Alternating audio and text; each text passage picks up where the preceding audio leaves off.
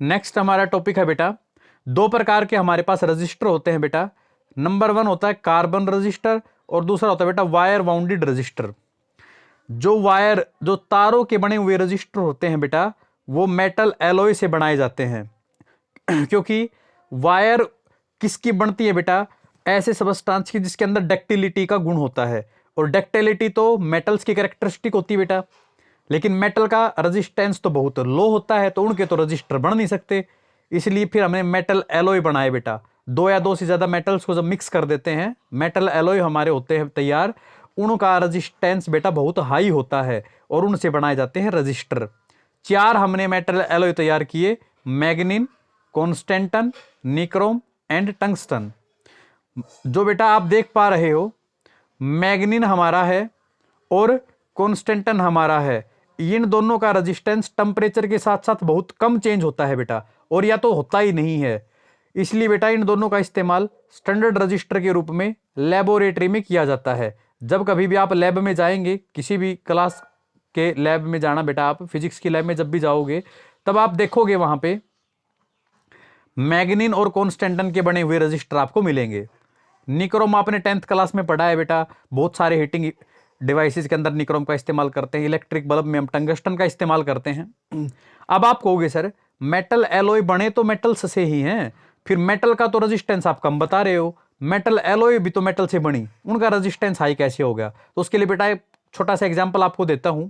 जैसे बेटा H2 है, H2 मानी हाइड्रोजन गैस, जो एक धमाके के साथ जलने वाली गैस होती है। बात करें ऑक्सीजन, ये भी आग लगाने में सहायक है, बगैर ऑक्सीजन की आग नहीं लग सकती बेटा।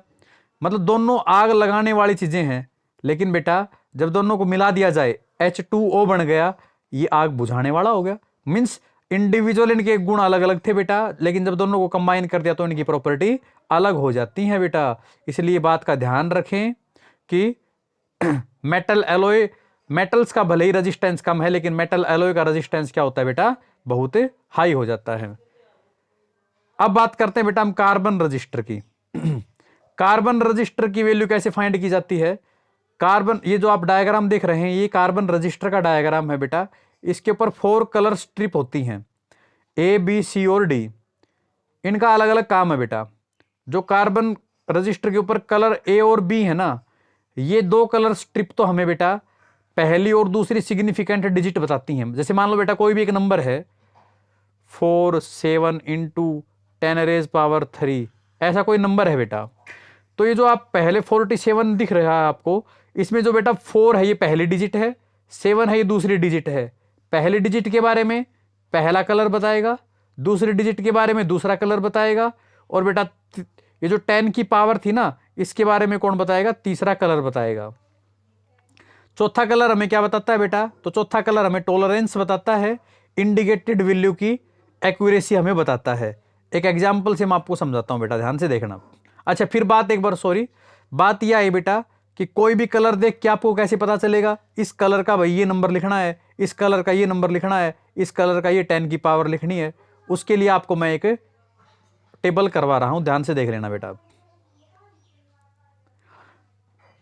टेबल है BBROY से बना रोए, BB रोए, G से बना great Britain, very good wife, और इसी W से बना वियरिंग, गोल्ड सिल्वर नेकलेस। मतलब ये ट्रिक आपको याद रखनी है बेटा। क्या है ट्रिक? फिर से बताता हूं। BB रोए, great Britain, very good wife, wearing gold and silver necklace. अब बेटा इनके लिए आप नंबर लिखते जाओ। B का मतलब ब्लैक, ब्लैक के लिए 0, 10 की पावर भी 0। B का मतलब ब्राउन, डिजिट 1, 10 रेज पावर 1। ऐसे चलता जाएगा बेटा, 1 से लेकर के कहां तक चलता जाएगा? 1 से लेकर बेटा 9 तक हमारा चलता जाएगा। तो 10 की पावर भी क्या होगी? 10 रेज पावर 9। अब बेटा गोल्ड, सिल्वर और नो कलर, इनके लिए कोई भी डिजिट नहीं होती है, इनके लिए सिर्फ 10 की पावर होती है, और वो भी सिर्फ गोल्ड के लिए और सिल्वर के लिए। नो कलर के लिए तो 10 की पावर भी नहीं होती है बेटा, ये बात ध्यान रखनी है। इस वीडियो को पॉज करके और रिपीट करके एक बार देख लेना बेटा।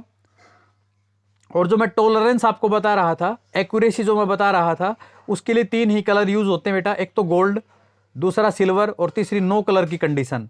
यदि गोल्ड है हमारे पास चौथे कलर बैंड के ऊपर तो ±5% टॉलरेंस, सिल्वर है तो ±10% टॉलरेंस और नो कलर है तो ±20% टॉलरेंस होती है। एक एग्जांपल मैं आपको करके दिखाता हूं बेटा।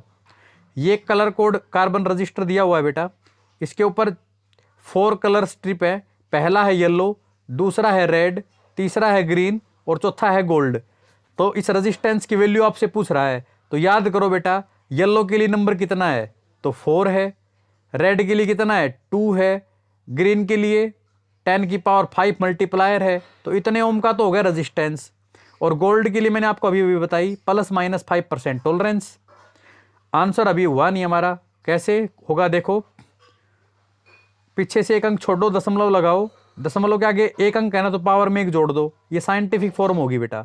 4.2 इंटू 10⁻⁶ ओम, इतने का तो होगा रेजिस्टेंस और ±5% होगी बेटा टॉलरेंस। तो ये था बेटा आज का हमारा टॉपिक। उम्मीद करता हूं आप ऑनलाइन क्लासेस से स्टडी बहुत अच्छे से कर रहे होंगे। बहुत सारे बच्चे बेटा जूम ऐप के ऊपर कनेक्ट होने लग गए हैं, वहाँ 40 मिनट की रेगुलर क्लास होती है बेटा, जिससे आप बहुत अच्छे से और एक्सप्लेन से इन क्लासेस को देख सकते हो। कल संडे है, कल 9 बजे, सुबह 9 बजे आप ग्रुप के अंदर तैयार रहें बेटा। कल आपका 9 बजे फर्स्ट यूनिट के डी चैप्टर कैपेसिटेंस का टेस्ट लिया जाएगा, कल संडे को सुबह 9 बजे। तब तक बेटा रिवीजन करते रहें फर्स्ट यूनिट के डी चैप्टर का, इन नोट्स को अपना प्रिपेयर करें फेयर नोटबुक के अंदर में। घर पर रहें, सुरक्षित रहें। Thank you and have a nice day.